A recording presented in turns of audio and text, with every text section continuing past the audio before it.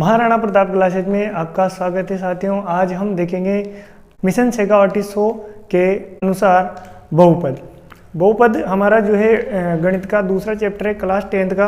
Mission Shekhawati द्वारा जो question important बनाए गए उनके सारे क्वेश्चन अपन देखेंगे।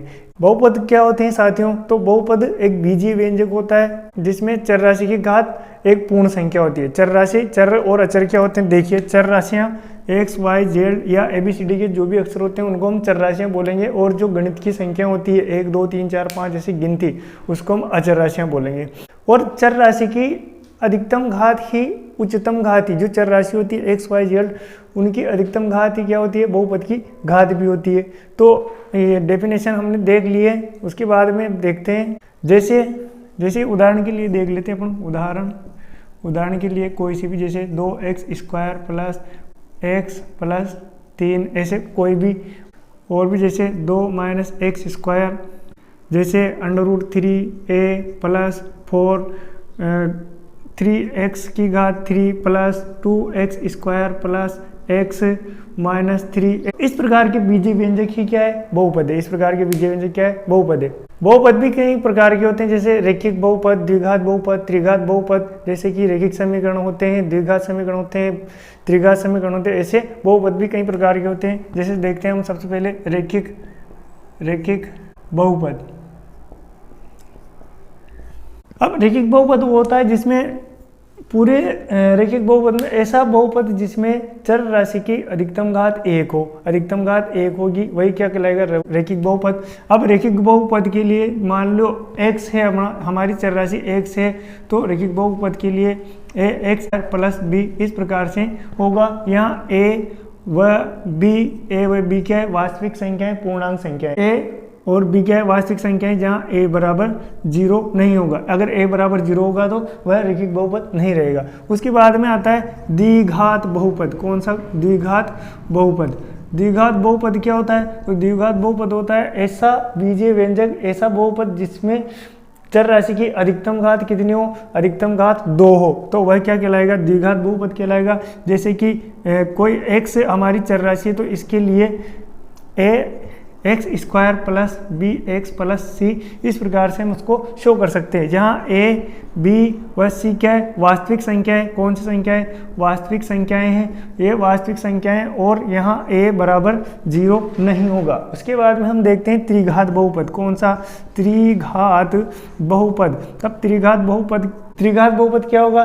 ऐसा बहुपद जिसकी अधिकतम घात 3 हो। देखिए, यहाँ अधिकतम घात, सॉरी, यहाँ ax² नहीं है, ax है सिर्फ, इसकी अधिकतम घात 1 है, और इसकी अधिकतम घात ax² bx की घात 1।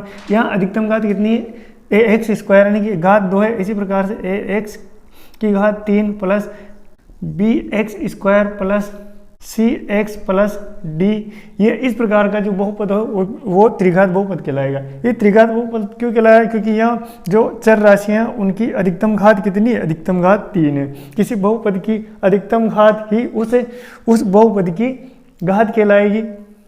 इसके एग्जाम्पल इसके अकॉर्डिंग ही बनेंगे। यहाँ a b c व d क्या है? वास्तविक संख्या है। कौन सी संख्या है? वास्तविक संख्याएं, और यहाँ a बराबर 0 नहीं होगा। a बराबर 0 होते ही ये त्रिघात बहुपद नहीं रहेगा। इस प्रकार से हमारे रैखिक बहुपद, द्विघात बहुपद, त्रिघात बहुपद हो जाएंगे।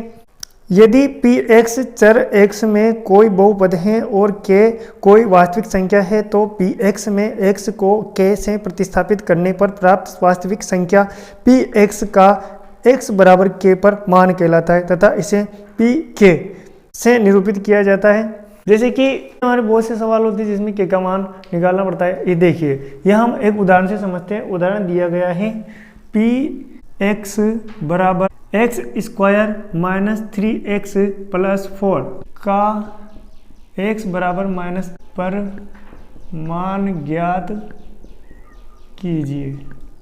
इस प्रकार से हमें समीकरण दे दिया जाता है, x बराबर -1 पर मान ज्ञात कीजिए, यानी कि हमें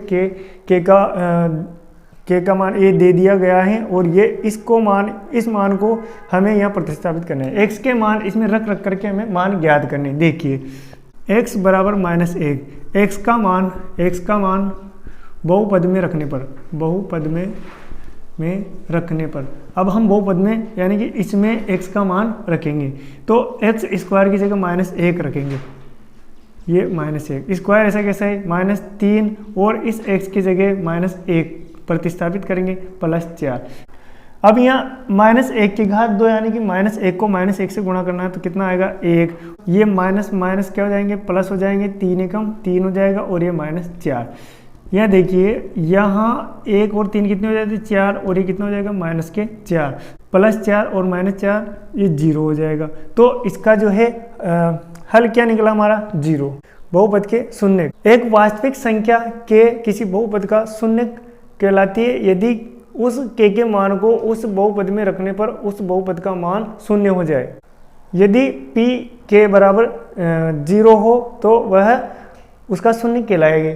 अर्थात देखिए यदि बहुपद में उपस्थित जो चर राशियां हैं जैसे x y z जो भी है जो चर राशियां हैं उसका मान इसमें प्रतिस्थापित करने पर, किसमें बहुपद में प्रतिस्थापित करने पर उसका जो है टोटली मान 0 आ जाएगा, शून्य आ जाएगा, तो वह क्या कहलाएगा बहुपद का शून्य कहलाएगा। जितनी बहुपद की घात होगी उतने ही बहुपद की क्या होंगे शून्य होंगे। जैसे द्विघात समीकरण है तो अगर उसमें अधिकतम घात 2 है तो उसके शून्य भी 2 होंगे, त्रिघात समीकरण है उसकी घात 3 है तो उसके शून्य भी कितने होंगे 3, और रैखिक समीकरण है तो उसके शून्य कितने होंगे 1। जैसे कि एक उदाहरण दिया गया है हमें कि रैखिक बहुपद 3x - 4 की इसके लिए अपन को शून्य ज्ञात करना है। तो माना px बहुपद का शून्य कोई भी मान लो k है तो हम कहेंगे p के बराबर 0। भाई ये शून्य क्या तो फिर बराबर में शून्य क्यों होगा, शून्य करने वाला है, ठीक है। तो इसमें हम मान रख देंगे तो 3x - 4 बराबर 0 रखेंगे, p के बराबर 0 रख दिया, x बराबर 0 तो 0 हो जाएगा। इस 4 को हम इधर प्रतिस्थापित कर देंगे, x बराबर 4 हो जाएगा, इधर माइनस में था इधर भेजा तो ये प्लस में हो गया।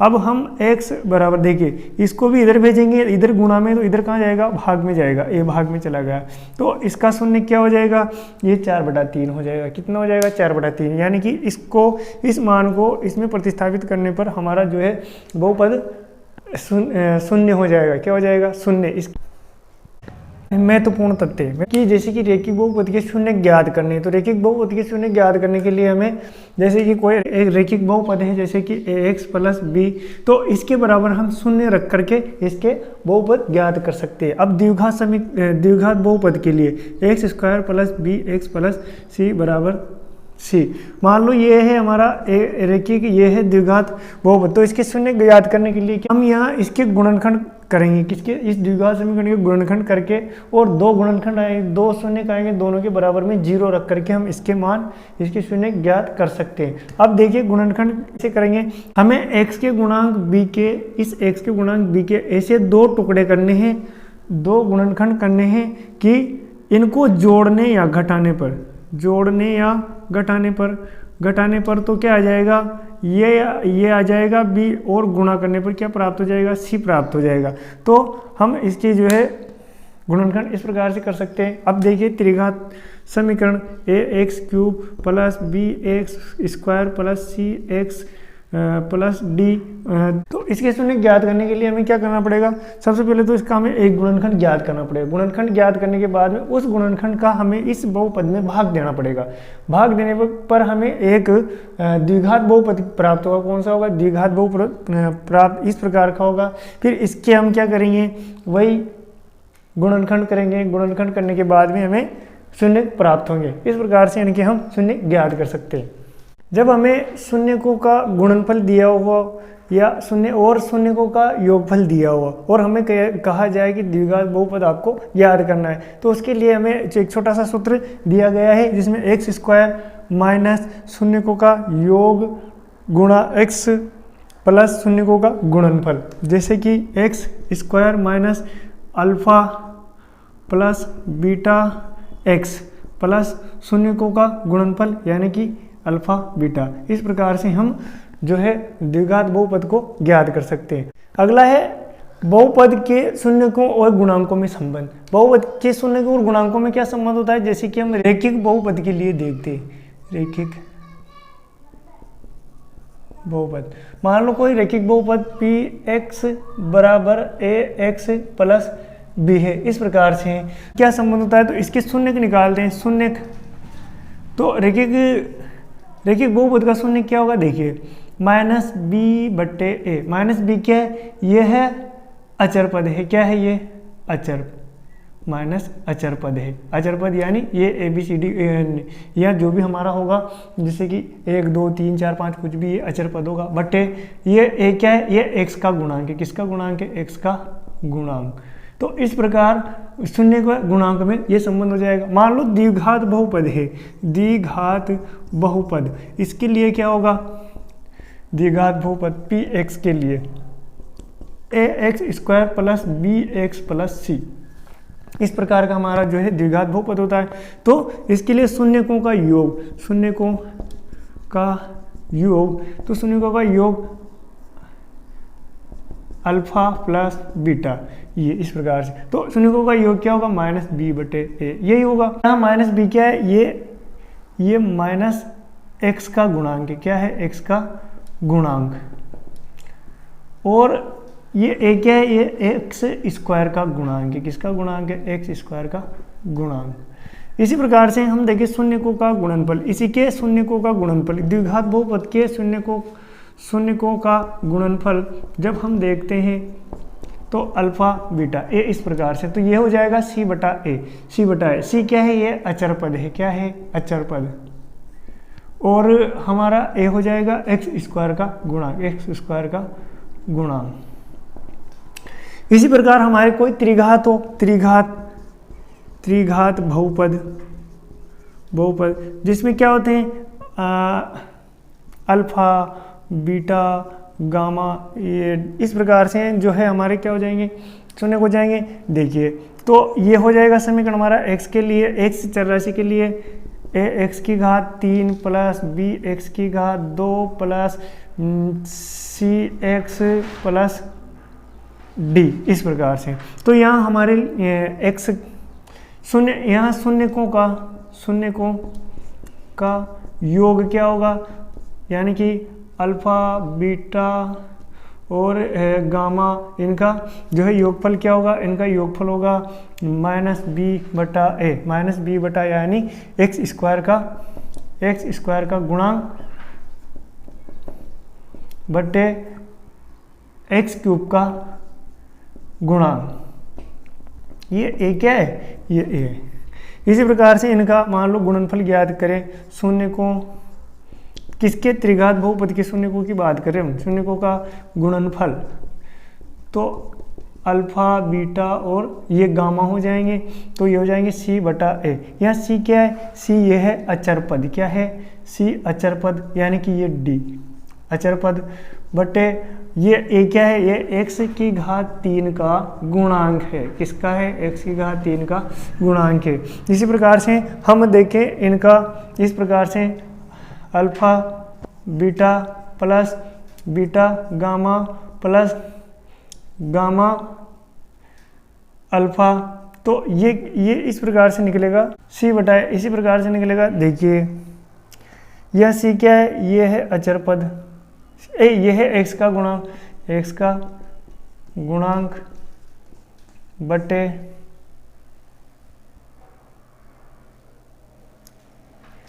एक्स की घात 3 का गुणांक। इस प्रकार से त्रिघात बहुपद के सभी निकल कर आ जाते हैं। तो इस प्रकार बहुपद के शून्यकों गुणांकों में संबंध हो जाएगा। रैखिक बहुपद के लिए माइनस बी बटा ए शून्य हो जाएंगे, द्विघात बहुपद के लिए शून्यकों का योग माइनस बी बटा ए हो जाएगा, और शून्यांकों का जो है गुणनफल देखेंगे तो सी बटा ए हो जाएगा। त्रिघात बहुपद के लिए भी सेम ऐसा कैसा ही योग देखेंगे तो माइनस बी बटा ए हो जाएगा। शून्यकों का गुणनफल देखेंगे तो ये डी बटा ए, डी क्या है, यहाँ अचर पद है, ये इसका अचर पद ये है, इसलिए। तो पहला प्रश्न है, निम्न में से बहुपद है, कौन सा बहुपद है कौन सा नहीं, ये हमें ज्ञात करना है। तो देखिए पहला यहाँ under root x square plus 4 ये दे रखा है, दूसरा 3 अंडर रूट एक्स प्लस 1 ये दे रखा है, और तीसरा दे रखा है एक्स प्लस 2 बटे वाई दे रखा है, और 3 under root plus under root 2 ये दे रखा है। तो देखिए यहाँ जो पहला जो है ऑप्शन यही हमारा सही है। पहला ऑप्शन है under root 3 x square plus 4, ये हमारा सही है। क्योंकि यहाँ दूसरा ऑप्शन जो दे रखा है इसमें अंडर रूट में x आ रहा है, कोई भी चर राशि अंडर रूट में नहीं होनी चाहिए। और उसके बाद में हमें दे रखा है तीसरा ऑप्शन में यहाँ 2/y दे रखा है जो कि सही नहीं है, और चौथा भी हमारा सही नहीं है। उसके बाद में है हमारा अगला प्रश्न, निम्न में से रैखिक बहुपद है। हमने अभी पढ़ा है कि किसी भी बहुपद की अधिकतम घात 1 हो, उसकी घात 1 हो तो वही क्या है, रैखिक बहुपद है। यहाँ पहला ऑप्शन ही गलत है क्योंकि इसमें चर राशि x की घात 2 दे रखी है, यानी कि ये तो होगा ही नहीं। यहाँ दूसरे नंबर का हमारा सही है 4x - 1, ये हमारा क्या है, रैखिक बहुपद है। तीसरा ऑप्शन भी गलत है क्योंकि यहाँ भी x की घात 3 दे रखी है और चौथे में बस 5 दे रखा है जो कि एक अचर राशि है। तीसरा है हमारा, निम्न में से द्विघात बहुपद है। द्विघात बहुपद के लिए हमने देखा था ax² + bx + c इस प्रकार का, यानी कि अधिकतम घात 2 होनी चाहिए। तो पहला ऑप्शन रैखिक बहुपद का है, दूसरा अचर पद है, तीसरा ये भी द्विघात बहुपद नहीं है, और चौथा जो है 2x² - 3x + 1, ये क्या है, हमारा द्विघात बहुपद है। क्या है, 2x² - 3x + 1, ये क्या है, ये हमारा द्विघात बहुपद है। चौथा प्रश्न स्क्रीन से देख लीजिए। ऐसे करेंगे। पांचवा प्रश्न है p = t² - 15 के शून्य होंगे। इसके शून्य कितने होंगे, तो इसके हम शून्य ज्ञात करते हैं। क्या दे रखा है हमें दे रखा है p = t² - 15, ये तो इसके शून्य ज्ञात करने के लिए क्या करना पड़ेगा, हमें इसके बराबर में शून्य लगा देंगे तो t² - 15 ये हमारा बन जाएगा। तो यहाँ हम इसको इधर भेज देंगे, t² बराबर कितना हो जाएगा 15, और हम इनका वर्गमूल निकालेंगे तो t बराबर √15। अब ये होगा प्लस माइनस दोनों तरह से, तो हमारा आंसर आ जाएगा √15 भी हो जाएगा और -√15 भी, ये प्लस और ये माइनस, ये हमारा ऑप्शन हमारा 4 आंसर सही होगा। इसके बाद में देखते हैं छठा, बहुपद px = ax² + bx + c में शून्यकों का गुणनफल होगा। तो इनका शून्यकों का गुणनफल अभी हमने अच्छे से सूत्र देखा है, तो ये होगा c/a। क्या होगा, c/a, ऑप्शन 4। सातवां है, बहुपद px = ax² + bx + c में शून्यकों का योग होगा -b/a, हमारा आंसर सही होगा। आठवां प्रश्न है, यदि बहुपद px = x² - 2x + 5 के शून्य a व b है तो a b का मान क्या होगा। a b का मान यानी कि a गुणा b, यहाँ क्या याद कर रहे हैं अपन, a b का मान यानी कि a गुणा b याद कर रहे हैं। ये क्या है, शून्यकों का गुणनफल ज्ञात कर रहे हैं अपन। क्या ज्ञात कर रहे हैं, शून्यकों का गुणनफल। तो शून्यकों का गुणनफल ज्ञात करने के लिए सूत्र क्या होता है, c/a, यही होता है। यहाँ समीकरण x² - 2x + 5 ये हमें दे रखा है, तो इसके शून्यकों का गुणनफल a गुणा b, ये अपन को ज्ञात करना है। तो ये क्या होता है, c/a होता है। क्या होता है, c/a, तो c क्या है, 5 है, और a क्या है, a है हमारा 1। ये a यहाँ है, दिख नहीं रहा, मुझे दिख रहा है, आपको भी दिख रहा है, ये गुणा में 1 होता है, ये क्या है, 1 है। तो 5/1 का मतलब क्या होगा, 5 ही होगा। तो हमारा आंसर क्या आ जाएगा, इसमें 5 ही आ जाएगा, ऑप्शन नंबर 2। अगला प्रश्न है हमारा, बहुपद px = ax की घात 3 + bx की घात 2 + cx + d के शून्यकों का योग क्या होगा। तो शून्यकों का योग ज्ञात करने के लिए ऑप्शन b -b/a हमारा आंसर हो जाएगा। 10वां प्रश्न है, यदि बहुपद 2x² + x + k का शून्य 3 है, इसका शून्य कितना दे रखा है, 3 है, तो k का मान ज्ञात कीजिए।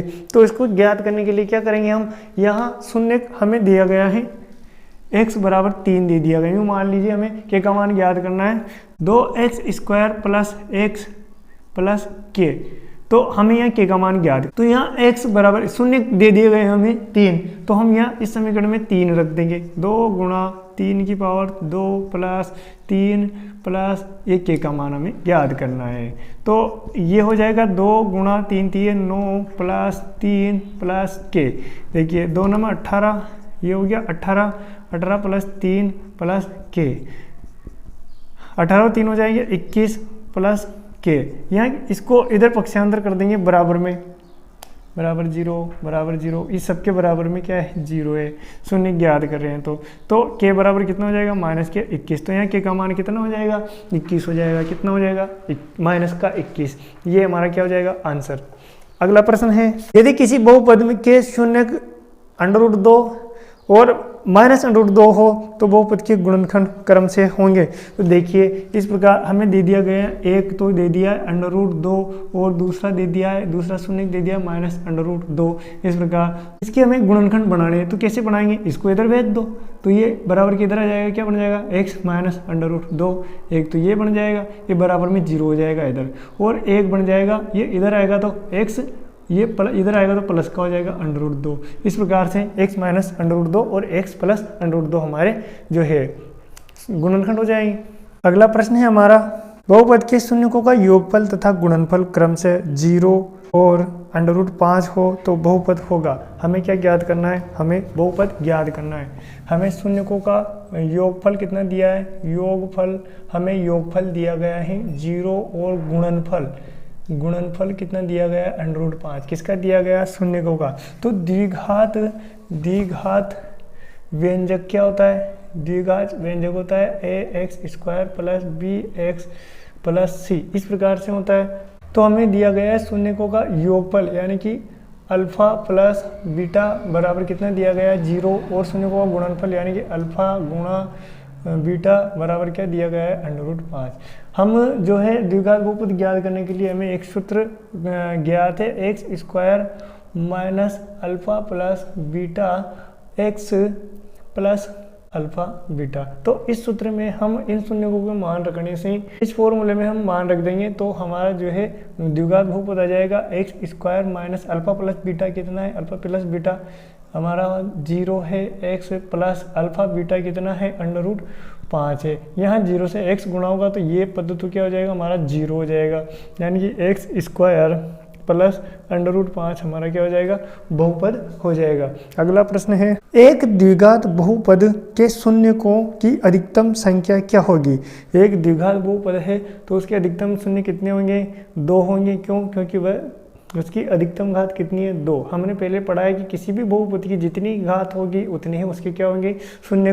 14 प्रश्न है, बहुपद px बराबर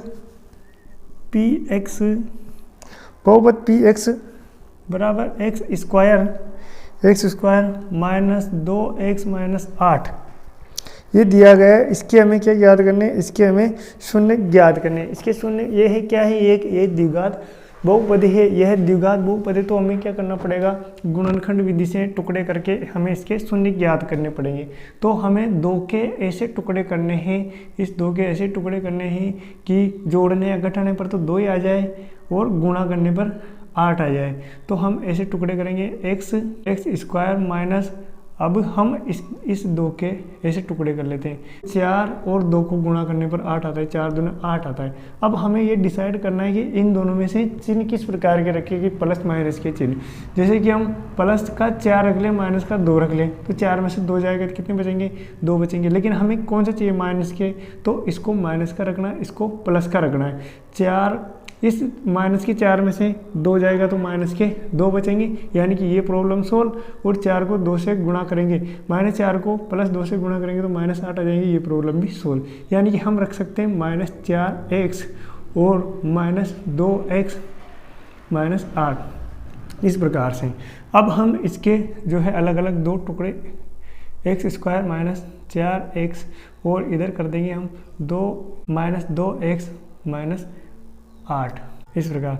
अब हम क्या करेंगे, कॉमन ले लेंगे, इसमें से x कॉमन लिया हमने, x कॉमन लिया तो बचेगा अंदर -4 और इधर हम क्या, इधर हम कॉमन लेंगे 1, इधर हम कॉमन लेंगे माइनस, इधर कॉमन लेंगे हम 2, तो अंदर क्या बचेगा 2, अंदर बचेगा x -4।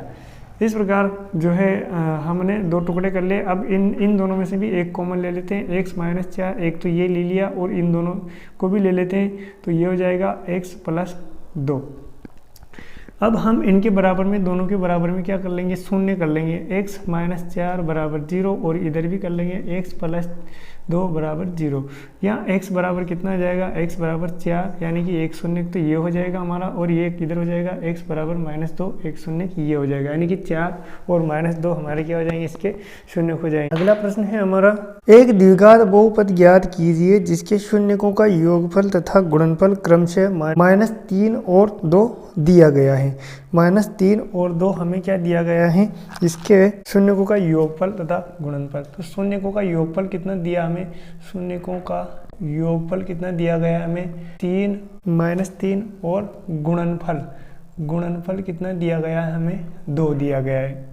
तो यहाँ माना शून्य वह दो शून्य क्या हो जाएंगे, अल्फा व बीटा है। तो हम जानते हैं कि शून्यकों का योगफल क्या होता है, योगफल होता है अल्फा प्लस बीटा, यही होता है। और शून्यकों का गुणनफल कितना क्या होता है, गुणनफल बराबर क्या होता है, अल्फा बीटा होता है, यानी अल्फा गुणा बीटा होता है। तो अल्फा प्लस बीटा कितना है हमारा, -3, और अल्फा बीटा कितना है, 2 है। यहाँ द्विघात बहुपद के लिए द्विघात बहुपद कैसे बनता है, देखिए ये देखते हैं हम। x² minus alpha plus beta गुणा x प्लस अल्फा गुणा बीटा, ये हमारा एक द्विघात बहुपद ज्ञात करने के लिए छोटा सा फॉर्मूला है। x², यहाँ अल्फा प्लस बीटा कितना है हमारा, यहाँ अल्फा प्लस बीटा -3 है, और ये गुणा x प्लस अल्फा और बीटा कितना है, अल्फा गुणा बीटा हमारा 2 है। तो x² ये माइनस क्या हो जाएगा, +3x प्लस ये हो जाएगा 2, ये हमारा द्विघात बहुपद। अगला है द्विघात बहुपद px बराबर 6x² - 3 - 7x के शून्य ज्ञात कीजिए व शून्य को व गुणांक के बीच में संबंध की सत्यता की जांच कीजिए। तो हमें क्या क्या ज्ञात करना है, इसके शून्य ज्ञात करने पर इनके जो है उनके शून्य और गुणांकों में संबंध की सत्यता की जांच करनी है। सबसे पहले तो हमें इसे द्विघात बहुपद ax² plus bx plus c के रूप में व्यवस्थित कर लेंगे। इसको व्यवस्थित करेंगे तो ये हो जाएगा 6x² - 7x - 3 इस प्रकार से बराबर 0। अब हम इसके शून्य ज्ञात कर रहे हैं, तो हम 7 के ऐसे टुकड़े करेंगे कि 6 और 3 को मल्टीपल करेंगे, 6 या 18, इन दोनों के गुणनफल कितना होगा, 18, यानी कि ये साइड में लिख लिया मैंने 18, 6 या 18 होता है 18। अब 7 के ऐसे टुकड़े करेंगे कि उन टुकड़ों को गुणा करेंगे तो 18 आ जाए, और उन टुकड़ों को जोड़ेंगे तो 7 आ जाए। तो देखिए यहाँ आता है हमारे 9 गुणा 2, 9 दूना 18 होता है, और इन टुकड़ों को जोड़ेंगे तो 9 2 11 हो जाता है।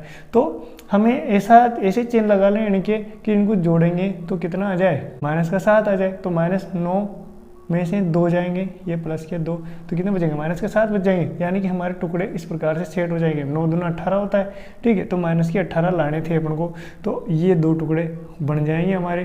तो x² minus 9x minus plus 2x minus 3 बराबर 0, इस प्रकार ये हमारा रफ काम, इसको मैंने ये साफ कर दिया। अब हमारे जो है शून्य बनाने के लिए इनको कॉमन ले लेंगे अलग अलग, और ये है 2x माइनस 3 बराबर 0।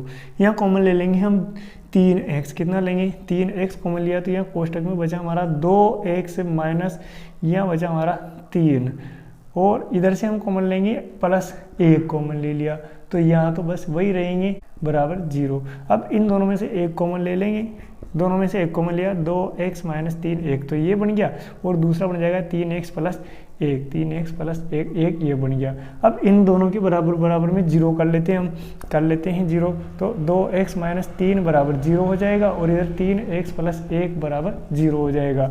यहाँ देखिए यहाँ हो जाएगा हमारा 2x बराबर 3, और इसको और सोल्व करने पर x बराबर 3/2 हो जाएगा। और यहाँ देखिए यानी कि हमारा x शून्य तो ये आ गया, और यहाँ देखिए यहाँ हो जाएगा 3x बराबर 1 माइनस का 1 हो जाएगा, क्योंकि यहाँ प्लस इधर भेजेंगे तो माइनस हो जाएगा, और यहाँ x बराबर -1/3 हो जाएगा, यानी ये 1 शून्य ये हो गया। अब हमें इसके शून्य ज्ञात करने, यहाँ लिख देंगे, अतः बहुपद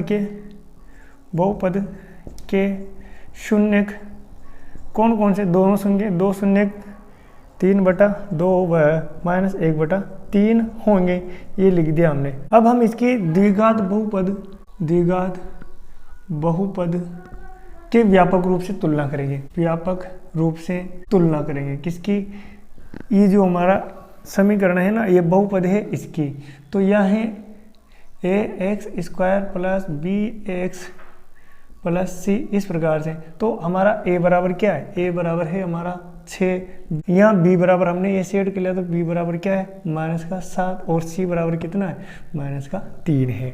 अब देखते हैं हम शून्य को व गुणांकों में संबंध, शून्य को व गुणांकों में संबंध, शून्य को व गुणांकों में संबंध देखते हैं हम।